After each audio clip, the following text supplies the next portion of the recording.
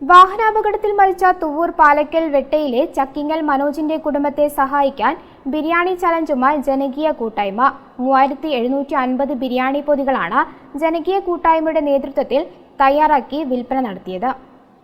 33-കാരനായ മനോജ് ശിവരാത്രി ദിനത്തിലുണ്ടായ വാഹനാപകടത്തിലാണ് മരിച്ചത്. പ്രായമായ മാതാപിതാക്കളുടെ ഏകാശ്രയമാണ് മനോജിന്റെ വിയോഗത്തിലൂടെ ഇല്ലാതായത്. ഇതേ തുടർന്ന് നാട്ടുകാരുടെ നേതൃത്വത്തിൽ കുടുംബസഹായ സമിതി രൂപവൽക്കരിച്ച് ഫണ്ട് സമാഹരണത്തിനുള്ള പ്രവർത്തനങ്ങൾ നടന്നുവരികയാണ്. ഇതിലേക്ക് തുക കണ്ടെത്തുന്നതിനായാണ് ജനകീയ കൂട്ടായ്മ ബിരിയാണി ചാലഞ്ച് നടത്തിയത്. സുമനസുകളുടെ സഹായത്തോടെ ചലഞ്ചിനാവശ്യമായ ഒട്ടുമിക്ക സാധനങ്ങളും 3750 പൊതികൾക്കും ഓർഡർ ലഭിക്കുകയും ചെയ്തു. ഇത്തരം പ്രവർത്തനങ്ങൾ ഇനിയും തുടരുമെന്നും കുടുംബത്തെ സഹായിക്കാൻ സുമനസുകളുടെ സഹായം ആവശ്യമാണെന്നും ജനകീയ കൂട്ടായ്മ ഭാരവാഹികൾ പറഞ്ഞു.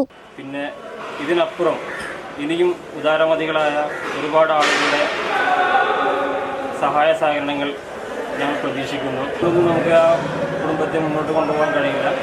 അതുകൊണ്ട് എല്ലാ നല്ലവരായ നാട്ടുകാരുടെയും സഹായ സഹകരണങ്ങൾ ഇതിൽ ഞങ്ങൾ പ്രതീക്ഷിക്കുകയാണ്. പള്ളിപ്പറമ്പ് റോസ് ഓഡിറ്റോറിയത്തിൽ നടന്ന ബിരിയാണി ചലഞ്ചിന് കുടുംബസഹായ സമിതി chairman Paravetti Shafi, convener VK Dileep, treasurer Salim Vapputty തുടങ്ങിയവർ നേതൃത്വം നൽകി. News bureau, Malappuram. സുന്ദര നിമിഷങ്ങൾ ആഘോഷമാക്കാൻ ഇനി വളാഞ്ചേരിയിൽ ഒരിടം. Cake studio cakes and cafe, Kozhikode road, Valanchery.